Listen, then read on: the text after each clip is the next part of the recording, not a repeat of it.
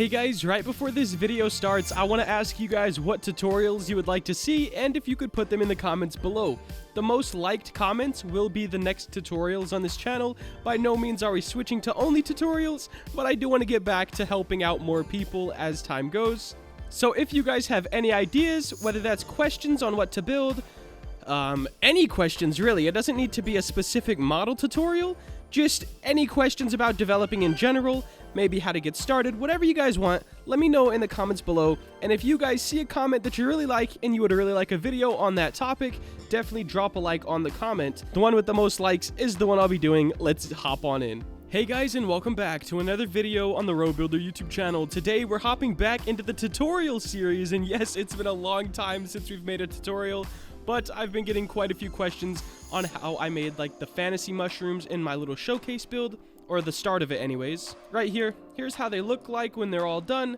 This is 3 separate mushrooms, but you pretty much only need to make one, and then it's really easy to adjust it to other ones. Where's the bases of these ones? Hello?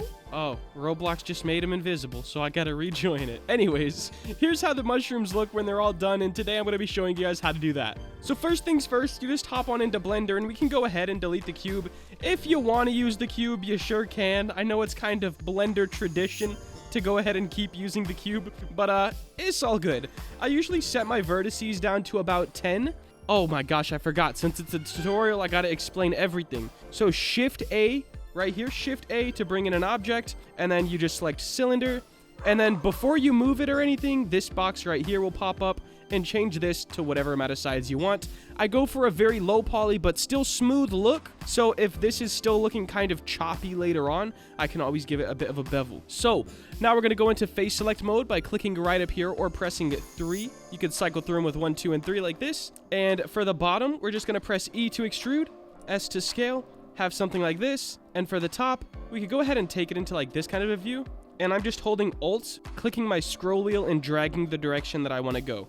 If you have a number pad on your keyboard, which I don't, you can use 1, 3, 5, and 7, I think. It's been a long time since I've had a numpad, so I'm not exactly sure about that one. So we have our base here, and now all we want to do is Control and right-click in the direction that we want to go with the mushroom. So I'm going to just do something like this for the stem.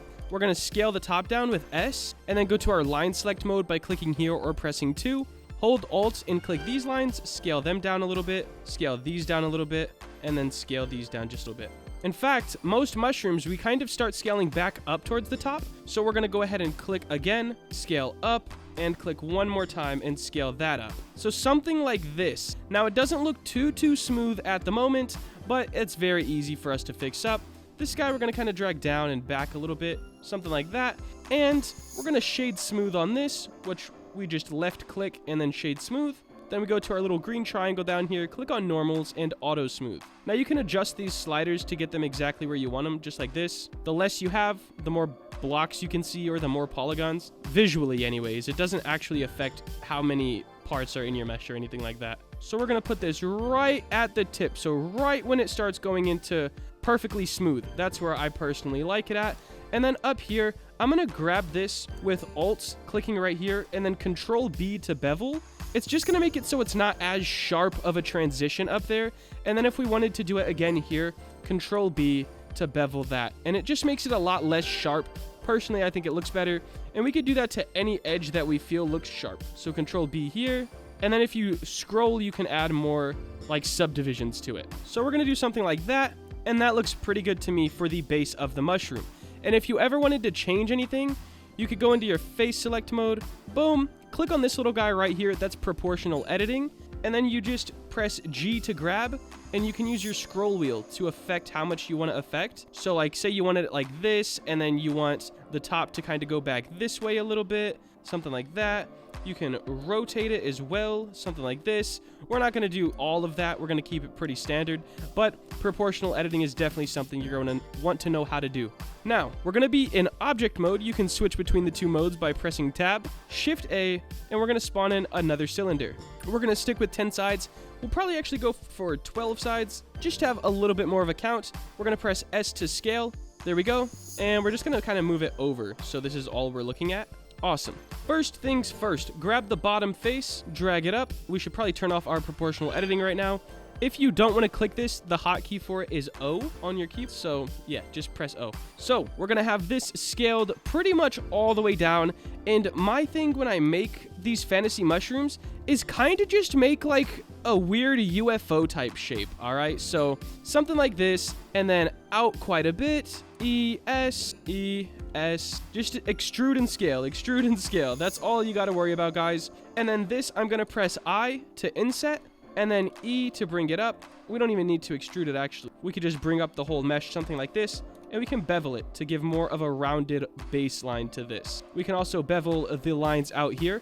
Once again, just hold Alt and then Control B, making everything a lot more smooth. Control B here, Control B here, and you can make it really, really smooth. Now you might be saying, hey, how do I get the shape? So for the shape, all you got to do, first off, we're going to duplicate it, Shift D. This way we have our base model if we mess anything up or if we just want to start fresh on another one. Now all we're going to do is turn on our proportional editing, go into object mode and vertices select mode by clicking right here or pressing 1 on your keyboard. We're going to grab some of these vertices and I'm just going to press G with proportional editing on, of course. Press G and kind of scale this out. So let's grab a good bit of it, drop this down. We'll go over here. We could press G, drop this down. We could bring this over here up some if we want. And it's really just get a very like weird shape, okay? Like there's nothing that sets right or wrong with these things. It's just the more you do, the better it looks for the most part. Now you might be thinking, bro, that looks a little blocky. So all you got to do, right click, shade smooth, auto smooth. There we go. And on this particular model, this is a hard edge, which is good. I personally like that. But if you don't have a hard edge, you could just mark it with Alt and then click up here, edge, mark sharp, and that'll make it look pretty sharp. And then all we got to do, we'll turn off our proportional editing, put this up here. We can kind of rotate it a little bit, something like that, set it on, and something just like this. Now, the more time you spend on it, the better it's going to look. For example, on mine, I don't have any of these sharp edges. And to get rid of that, you can either turn up the amount of vertices it has when you first bring in the cylinder, or you can just go through and bevel all of these like this, Control B, and you can do that for all of them, just holding Alt to click all those lines. And of course, don't do as many things as I did or you'll get these like weird glitches, but I'm just trying to say like that's how you can even it out. So that's how you make them, guys. To texture them, I separate them like this. We have one piece here, and then I color them in Roblox Studio. So here we go. As you can see, the past ones I've made, there's like not really any edges on them. And to get the dots, I just used a decal and I placed one on each side. So back, top, bottom, right, front, and left. Each side has one of these decals on it.